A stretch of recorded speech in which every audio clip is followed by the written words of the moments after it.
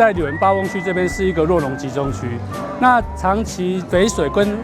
堆肥的问题一直困扰着我们的弱农，还有我们当地附近的居民。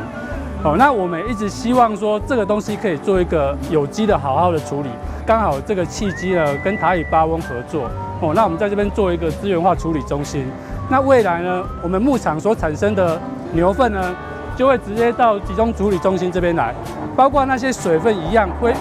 运送到处理中心来。那这个好处就是说，我弱农不需要各自的去处理我的自己的堆肥，还有我各自的水，直接委外交由台乙来处理。那台乙它经过沼气发电了以后呢，这些肥分呢，水的部分它一样可以去做浇盖农地，做完浇灌以后呢，去种植牧草出来。那我们弱农呢，又可以有新鲜的牧草。弱农的问题，引进私人企业的技术跟资金，来共同努力，政府来补助，创造一个多赢的一个共同形式。这个不再是我们单一的问题，是大家的问题，大家努力来做啊！这个在我们这个安场做了一个非常好的一个体现了哈。这个处理中心完工以后哈，那么正式启用哈，对我们柳营区哈，整个八翁地区哈，整个污水跟空气污染哦，一定会有很大的帮忙哦。尤其哦是集水溪的目前哦高污染的情形哦，一定会改善哈。那么我们这一次第一期的工程有21家的畜牧业者会进场将来我们第二期大概有将近还有23家会进场，希望二期在大家的努力之下可以如此赶快来完工掌握施政3分钟，台南进步向前冲。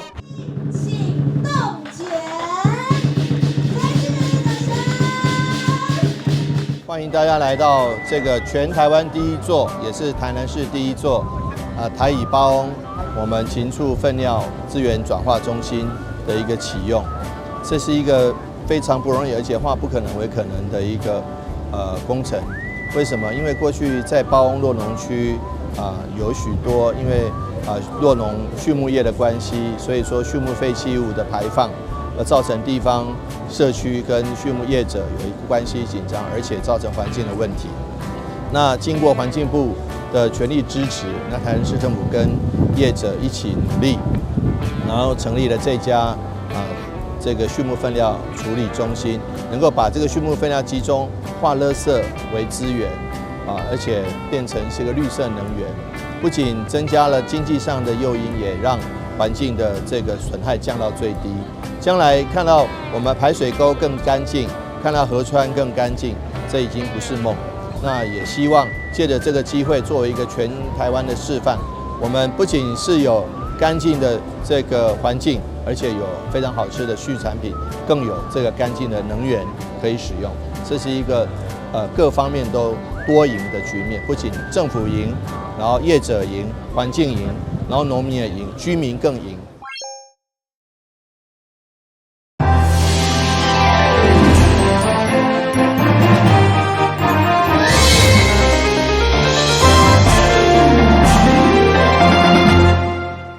大家好，我是陈碧纯，欢迎收看8月23号礼拜5的中嘉台南地方新闻。台南市的托育人员，不管是伫厝或者是到厝服务，因为政府规定的收费标准，上限是伫厝15000块，到厝是24000块，根本无符合上架基本工资，所以有未少的托育人员向民意代表申请。台南市会无分哪里议员，邀集市府社会局甲托育人员召开座谈，希望会当为托育人员争取权益。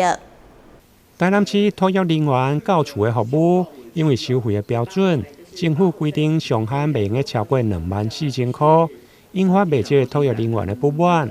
认为比上架基本工资更加低，甚至向主管机关反映，得到的答案却是中央的规定。并且希望托育人员爱公体时间当作是在做功德，和到厝的服务托育人员相当的不满。在政府强行的把托育费限制在10小时24000，连基本工资都达不到，你们是在践踏我们的专业。然后呢，政府这样是在剥夺我们的生存权。1月1号，你应该要我们签准公共化，这个真的是一件好事，是个善政，真的是个很好的政策。问题是你没有把薪水先讲在前面，那个薪水的政策都没讲，你8月3号你先斩后奏才跟我们讲，当然大家都会跳啊。我问你们，你也是在市政府也是吹冷气啊，对不对？也是用政府的资源啊。那请问你也是要领24000，做功德大家一起做嘛？你要社会局要带头做。唔定到厝服务托育人员的不满，现在连伫厝服务的托育人员，嘛因为相关限定15000块。虽然政府规定托育的比例是1:4，不过带死的幼儿根本是无可能，加上相关的上限已经10外单无调整，因此嘛徛出来表达不满。104年啊，以前托婴中心的价钱很不好。老师的薪水非常的低，没有人愿意去做。那我们我退到居家保姆，哇，我也很倒霉，刚好遇到这10年全部都薪水都是一样的。那政府都会认为我们是带4个，不可能，你们的手上资料都有，没有保姆是满4个的，永远都是用那6万。哎呦，恁6万伫厝到后，唔要出门都有钱人谈啊，怎么会有这种呢？对此，市府社会局长卢宇聪回应。因为托育的政策是中央的无法规定，加上收费的上限是依照家庭会当支配的所得甲物资来做核查，由着居托委员会开会来做决定。这个都是根据呢我们的中央母法呢所计算出来的哦。那它的一个基本因素是呢，我们台南市的家庭可支配所得，还有呢物价指数这2个重要因素呢来做转换。好，那刚刚有提到说呢，我们台南市怎么算来算去哦，都是6都最后了哦。那说实在的呢，我们的家庭可支配所得了哦，它其实呢几年来呢都是6都，我们是第6的，所以呢，其实换算出来呢是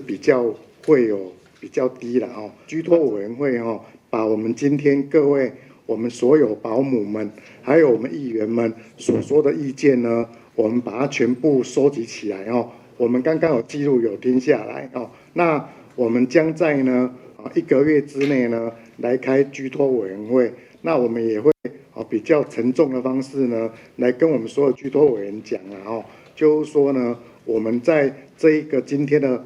记者会上呢，我们大家意见是怎么样，然后重新呢再度考量我们在费用上的一个调整。因为收费上限的规定，现场坐谈的嘛有议员建议，伫个居托委员会进前，应该申报中央，看是毋是用个提高家庭会当支配的所得比例，并且开放居托委员会一定要有托育人员的代表。也有15个委员，我们要求我们那个托育要有代表列席，向中央反映这个问题，那你在召开居托委员会，你才有办法。不然，如果今天讲难听点，中央就按照你个人的所得支配的话，城市个人的所得支配，包括它的物价，那这样还是回归到还是24000啊，没有用啊。对此，市府社会局申办人员回应，伫个居托委员会中有2位是托育人员代表。虽然其中1位已经无咧执业，但委员的资格搁伫个。至于后一届委员会召开，将伫个1个月内举行。市府嘛欢迎托育人员的关怀协会会用个派人来列席。台南新闻林根采访报道。第14届中华美食文化台南国际高峰论坛23号伫个东东宴会市场举行，市长黄伟哲嘛到场参与。当时将打面的打起来，重现100年历史的台南美食打面，邀请与会贵宾来品尝。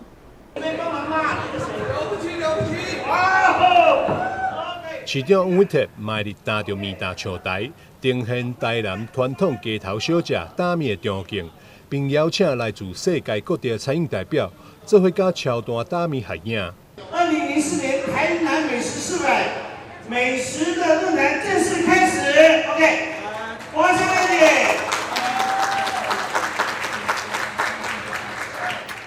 黄伟特表示，美食是世界共通的语言，希望透过这次论坛交流，发现中华厨艺料理，也就是台湾本土料理未来发展的新方向。美食都是敲开每个人心中樊篱很重要的一个工程利器，因此呢，我们中华美食文化高峰论坛我想是厨艺界的华山论剑，也是这个能够让许许多多包括中华美食，包括本地小吃，包括各国风情的一个很重要的一个交流机会。中华美食文化台南国际高峰论坛，嘛邀请到美食家梁佑祥博士，以台南400美食融合力量为主题来开讲。以前在台湾吃一碗猪油拌饭就很难，今天吃猪油拌饭的猪油，从日据时代以前都很难。台湾在那个时代杀猪了，其第一波地方发展。美食高峰论坛就是以台南400下去做主轴。那新逢我们台南府城400，今年的这个美食论坛比较以往不一样，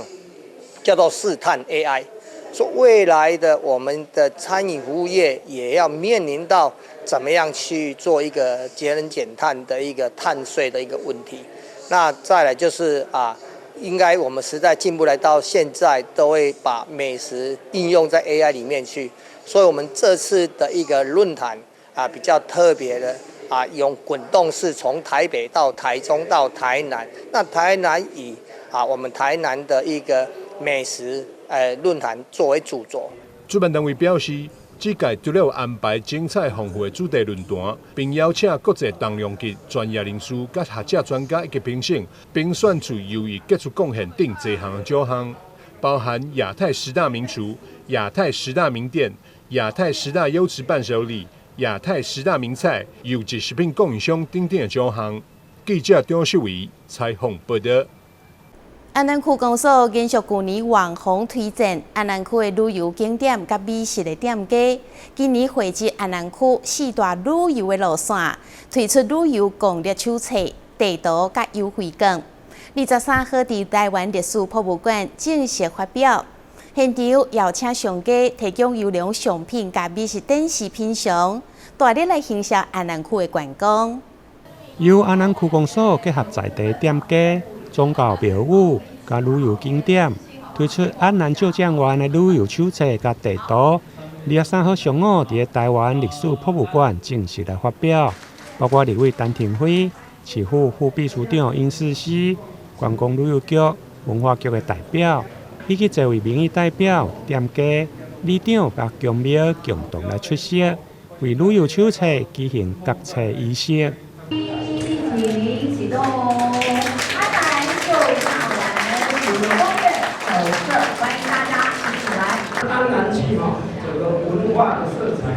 整个我们景点中，那我们也有64家的店家，所以呢也串合起来，做出了一个我们这样的一个地图跟手册。那刚才我们介绍的活动有4条路线，对不对？哪一条跟着讲？宜园生态。宜园生态。第1条呢？庙宇名胜。庙宇名胜。第3条。3千美食。3千美食。第4条。艺文美食。艺文美食。希望这4条可能来调开来，对啊，咱有人4天的店家希望咱这个形象活动了大家下机方便安好。希望呢，接着我们这一次把它整合在一起我投出检酒婆，这个是来到安南区有价有短有文化有中港，而且呢还可以带你去玩，去倒位佚佗，要安怎佚佗，我甲你讲，这是最难的。安南区长魏文贵表示，区公所延续去年邀请网红伫公所的网站甲面册来推荐安南在地旅游景点。今年不但集结出册，而且佫制作地图，鼓励民众到安南区来旅游。安南区的就酱园的美食手册跟导览地图啦哈，这是延续咱去年邀请14个部落客来行销的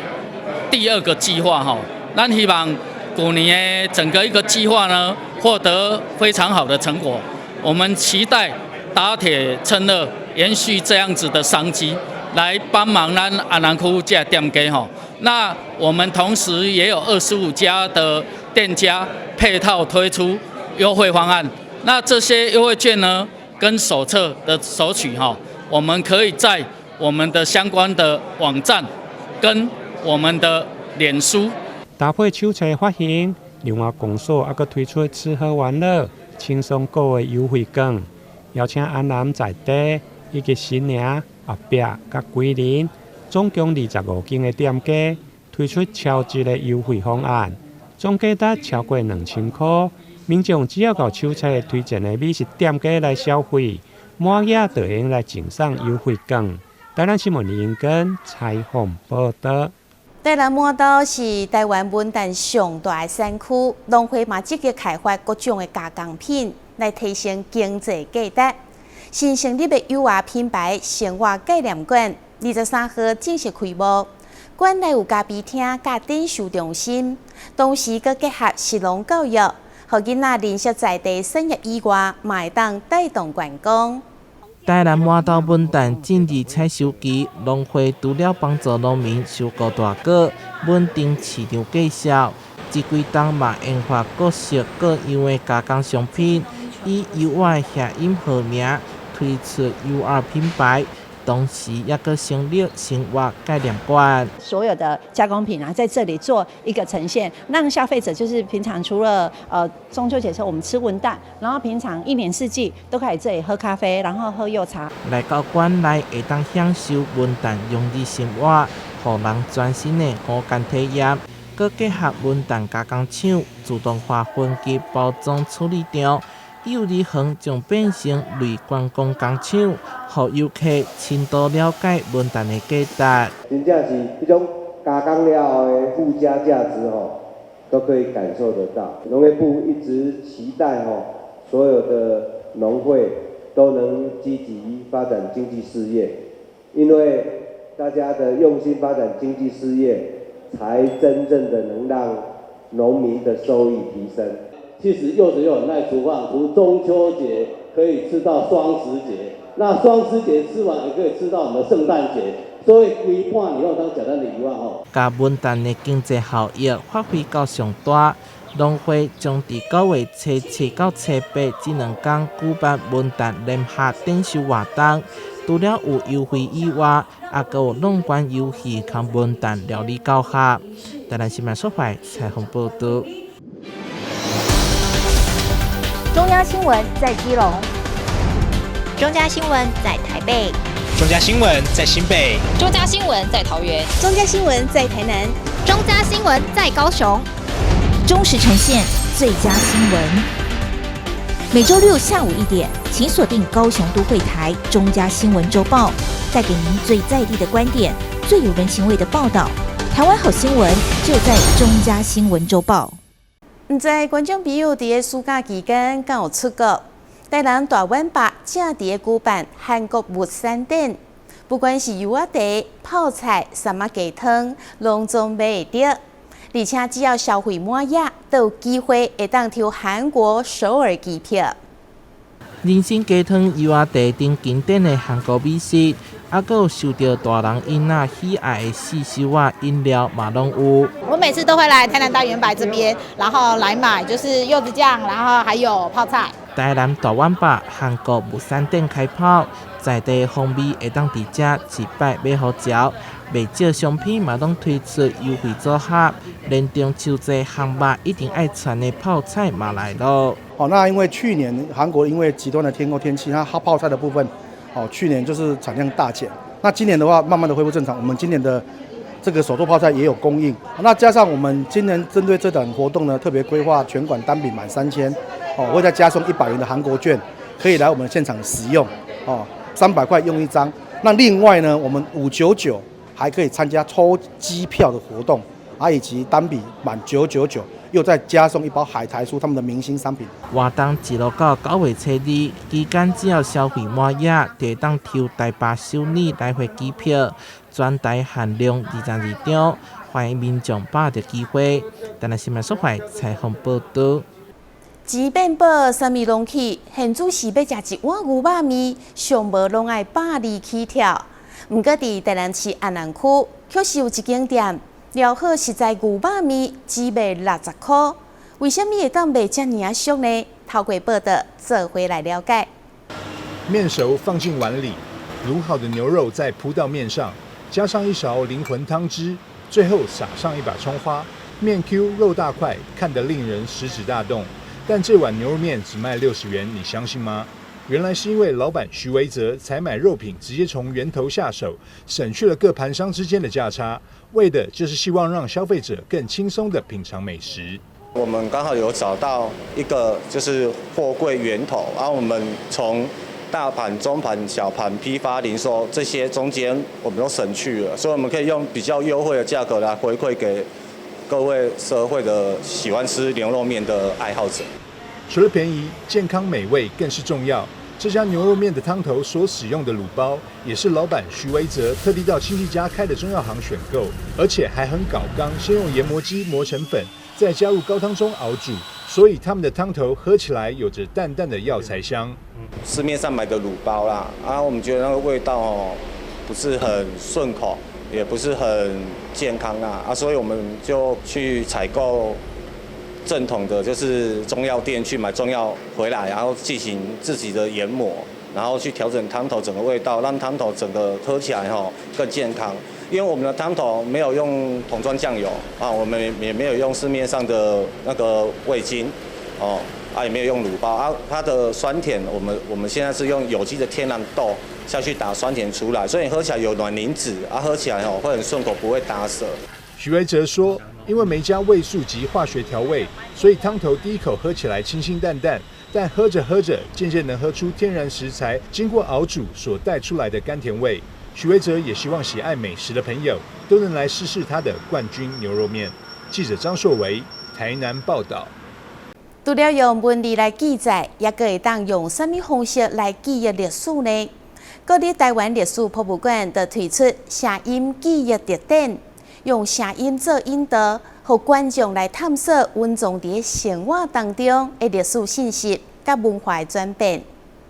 有声景、访谈、广播、唱片、乐曲等多元的声音记录形式，国立台湾历史博物馆打破视觉观展界限，让大家用耳朵发掘历史文化，重新思考跟翻转以视觉为主的这样一种观展的习惯，然后从听觉的角度来听展览。那这一次我们非常荣幸能够跟台湾声影协会还有超过10个以上的不同的国内外的单位团体来合作。当我们把视觉放在后面，先用耳朵开始听，你就会发现有很多你们过去在生活里面不曾发生的事。那透过耳朵，你会听到这些声音，它可能正在此消彼长，它有些正在消失中，然后有些可能正在新出来的声音。那每一个声音，它其实代表了不同的事情、不同的文化在改变、不同的人。那可以透过这些声音的变化，你就会慢慢的感觉到这些文化上的不同。那这些事情呢，其实如果只是透过眼睛，你可能会听不到他们。用声音作为记忆载体，能听到在地安平的腔调、太平山的森林、东港迎王祭典等台湾这块土地的声音，还有 COVID-19 这场疫情，用听觉串联起台湾与世界的共同记忆。当中，央广也从近20万笔的声音资料库中，提供珍贵的声音档做策展。博物馆或美术馆，他们开始重视声音，甚至以声音为主体做策展。这在国外都还是很新的概念，但是台湾也跟进，我觉得非常棒。那把声音立体化、视觉化的过程里头，又要说出好故事，是策展人的功力。那这次我刚刚看了展览，我觉得很了不起。跳脱视觉所主导的文化认知，从熟悉的日常声音出发，跨越时间、空间以及语言，从中发现台湾历史与文化多样性，探索声音记忆的无限可能。记者周怀谈的报道。